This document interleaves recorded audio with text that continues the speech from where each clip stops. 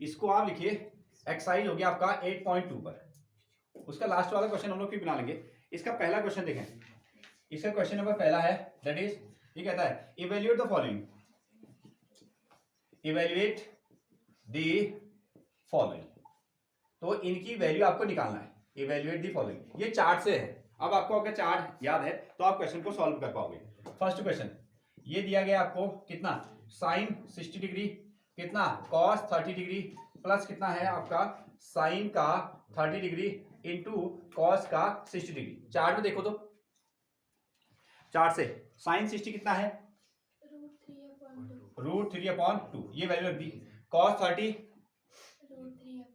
√3/2, ये भी आ गया। साइन 30 1/2 आ गया, और कॉस 60 1/2। ये आपने चार्ट से वैल्यू रखी है, ठीक है।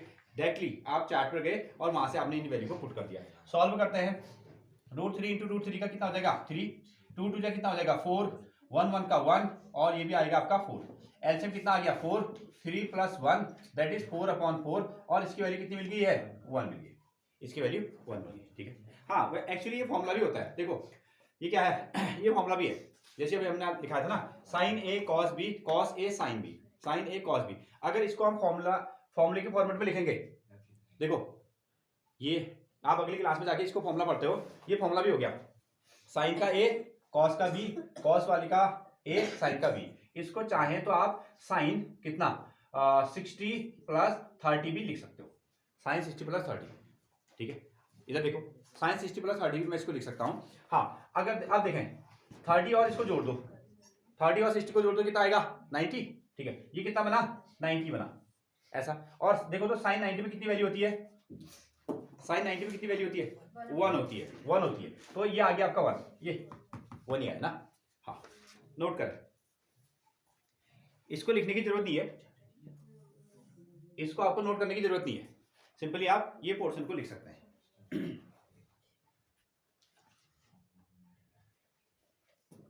हाँ क्वेश्चन नंबर 2, इसमें कहता है that is 2 tan square 45 degree plus इसके साथ में कितना है cos square 30 degree, cos square 30 degree minus कितना है sin स्क्वायर 60 डिग्री। वैल्यू देखो, हाँ और सबसे फेवरेट वैल्यू कितनी है tan 45 में वैल्यू कितनी होती है 1, ठीक है।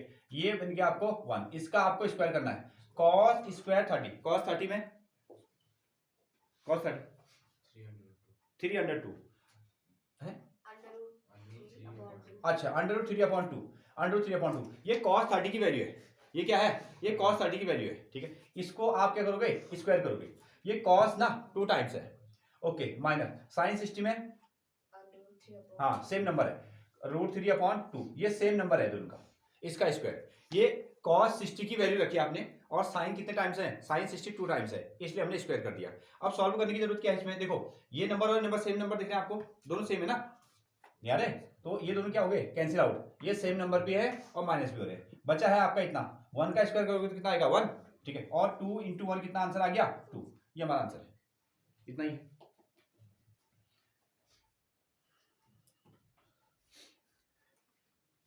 हाँ बनाए।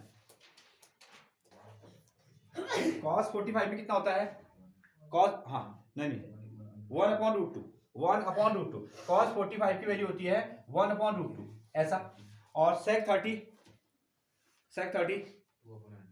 2 अपॉन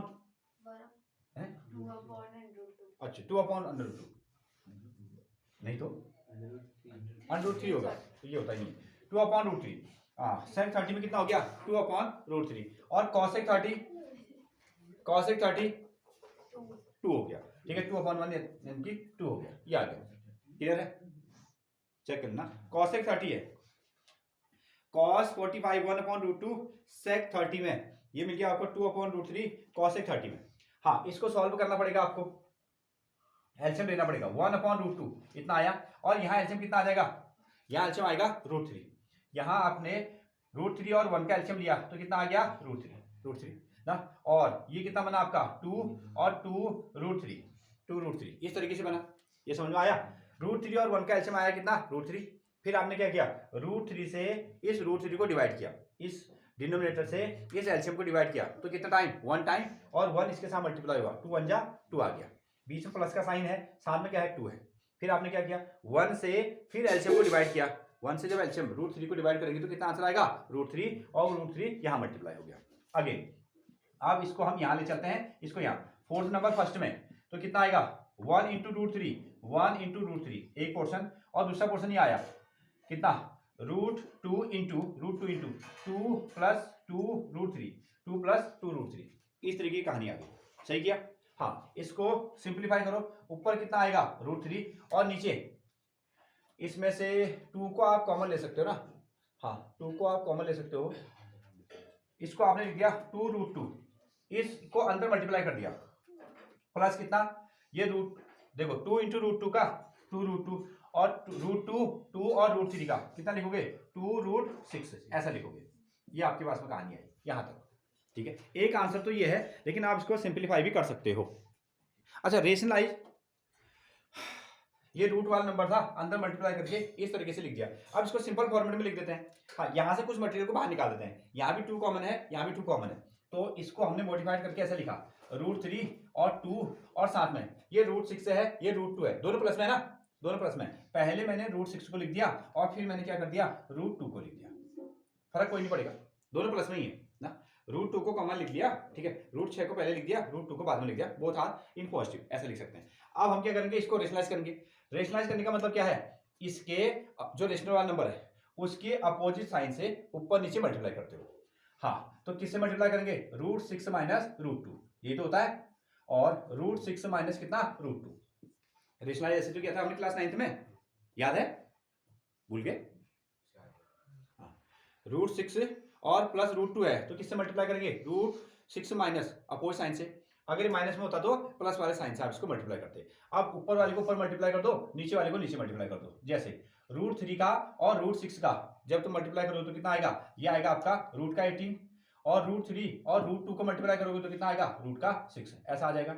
और नीचे इसमें मल्टीप्लाई करो, देखो ये है a प्लस बी, ठीक है, a plus B a minus B, a plus B a minus B, तो क्या होता है a square minus B square, a square minus B square, तो √6 का स्क्वायर और कितना √2 का स्क्वायर, ऐसा हमने लिख दिया। अब चाहो तो यहाँ को फॉर्मूला भी लिख सकते हो, हमको a प्लस बी और साथ में a माइनस बी मिला, इसलिए हमने उसको कैसे लिख दिया a square minus B square, ऐसा आपको आप शो भी कर सकते हो।